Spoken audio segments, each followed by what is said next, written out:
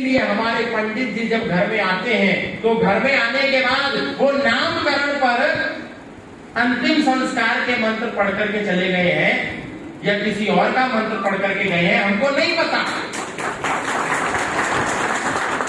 क्योंकि हमने जानने की इच्छा प्रकट ही नहीं करी। अंतिम संस्कार में नामकरण का मंत्र या कर्णवेधन का मंत्र या विवाह संस्कार का मंत्र तो नहीं पढ़ दिया, ये हमको नहीं पता क्योंकि हम नहीं जानते। पंडित जी आए, ओम भूर्भुवस्सुवः तत्सवितुर्वरेण्यं भर्गो देवस्य धीमहि धियो यो न प्रचोदयात् स्वाहा। यहाँ पर कितना पैसा रख दीजिए, पंडित जी को वो चाहिए, हमको ये चाहिए, और हम इतने में संतुष्ट हो गए कि अब हमारे घर में जो क्लेश हो रहा है, जो हमें बाधाएं हैं, जो हमें भूत परेशान कर रहा है, जो हमें आत्मा डाकनी शाकनी पिशाचनी ये दुखी कर रही है, इन सब से हमारा समाधान हो जाएगा। कभी हम जानने का प्रयास नहीं करते कि आप जो मंत्र पढ़ रहे हैं उसका अर्थ क्या है। 5 साल का अब्दुल और 85 साल का अब्दुल, कुरान शरीफ में क्या लिखा है, हदीसों में क्या लिखा है, मोहम्मद साहब का सिद्धांत क्या है, हर व्यक्ति जानता है।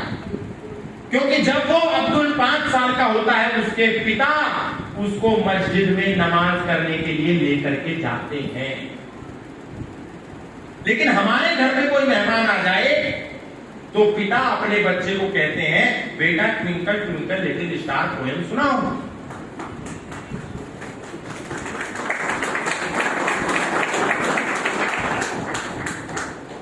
और फिर हम कहते हैं कि हमारे बच्चे संस्कारी नहीं है, हमारे बच्चे ज्ञानी नहीं है, हमारे बच्चे माता पिता के भक्त नहीं है, हमारे बच्चे आज्ञाकारी नहीं है।